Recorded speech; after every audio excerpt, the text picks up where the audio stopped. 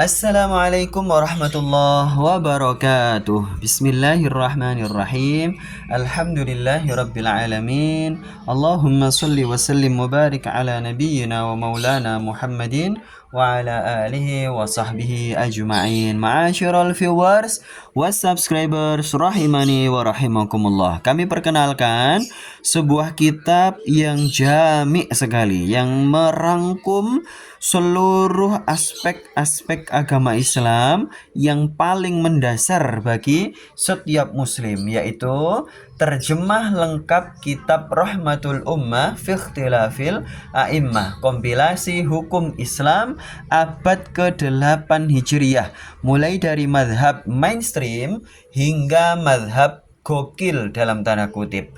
Gokil karena kita bilang itu aneh, asing, nyeleneh. Padahal tidak asing sama sekali pada saat kitab ini ditulis, bahkan sejak zaman Rasulullah Shallallahu Alaihi Wasallam. Karena apa yang termuat di dalam kitab ini semuanya berdasarkan keberislamannya para sahabat Rasulullah Shallallahu Alaihi Wasallam. Kitab Rahmatul Ummah ini sebenarnya dalam versi Arabnya hanya 1 jilid sama dengan ini. Ini kami terbitkan versi Indonesianya. Versi Indonesianya setebal ini, dan ini sangat cocok untuk para mahasiswa yang sedang kuliah di perguruan tinggi agama Islam, baik jurusan Muqaranatul Madzhab atau perbandingan mazhab, atau mahasiswa di semua jurusan dengan mengetahui dasar-dasar agama Islam dari berbagai perspektif, maka akan menjadi muslim cendekiawan yang luas cakrawala berpikirnya. Tidak hanya yang mahasiswa ya, yang menjadi dosen agama Islam, yang menjadi penyuluh agama Islam, yang menjadi pegawai di kantor Kemenak misalnya, atau menjadi seksi kerohanian Islam di sebuah perusahaan, atau bekerja sebagai marbot masjid, sebagai imam masjid juga termasuk butuh, takmirnya juga termasuk butuh, kemudian para admin komunitas hijrah misalnya, itu sangat butuh dengan kitab ini, karena kitab ini membahas masalah toharoh, membahas masalah sholat, haid, najis, halal haram makanan, jenazah, zakat, puasa, haji, umroh, jual beli, pernikahan, perceraian, sumpah, sampai dalam masalah jual beli yang rinci sekali, masalah salam, li'an, itu masalah dengan hubungan keluarga yang harus bermasalah gara-gara lisannya tidak terjaga. Kemudian sampai masalah ini yang keempat, yaitu masalah ummul walad. Nah, ummul walad ini masalah nanti kalau kita menjalani perjuangan di medan peperangan ya. Ini penting sekali bagi kita yang hidup zaman era disrupsi seperti ini, karena kalau kita belajar Islam itu hanya dari Google atau dari artificial intelligence, hanya dari itu, bahaya sekali. Kita akan menjadi ekstremis, menjadi radikalis, menjadi teroris yang itu merugikan ya. Kita dengan belajar perbandingan mazhab, dengan belajar di kitab ini disebutkan sampai hampir 27 mazhab ya.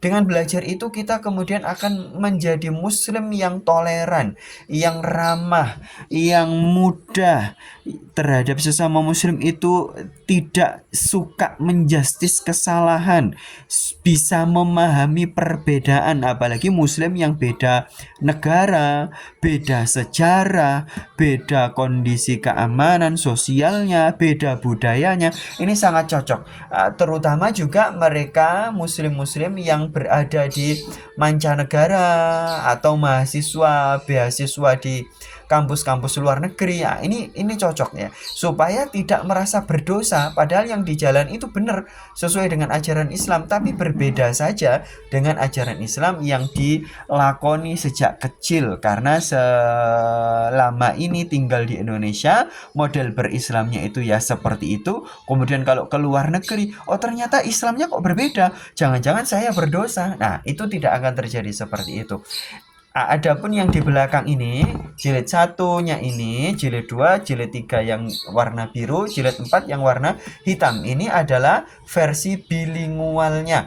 Nah, versi bilingual artinya Arab aslinya dari kitab itu sudah kami editing dengan kasih harokatnya. Jadi akan memudahkan pembacaan ya. Kemudian setelah masing-masing paragraf itu kami cantumkan kami cantumkan terjemahnya per pasal atau per paragraf. Jadi memudahkan kita memahami, mencerna, menghayati, dan menata mindset kita di dalam mengamalkan ajaran Islam yang mungkin tidak mirip dengan keberislaman kita sejak kecil. Padahal itu benar ya, sesuai sanadnya sampai para sahabat Rasulullah Shallallahu Alaihi Wasallam. Jadi, ayo dimiliki keempat jilid kitab ini, atau tidak mau ribet membaca teks Arabnya, ini kami sudah sediakan versi Indonesianya saja. Tidak ada Arabnya sama sekali. Jadi tinggal membaca, tinggal mencerna, tinggal memahami, tinggal mengamalkan, tinggal mengajarkan. Tapi bagi yang ingin belajar lebih dalam lagi, baca teks Arabnya di 4 jilidnya ini. Ini cakep sekali loh, penulisnya ini adalah seorang hakim agung di kerajaan Sofat. Nah, ini ya, kerajaan Sofat. Nah, itu nantinya masuk ke khilafah Utsmaniyah. Ya, makanya beliau menisbatkan diri kepada Al-Utsmani.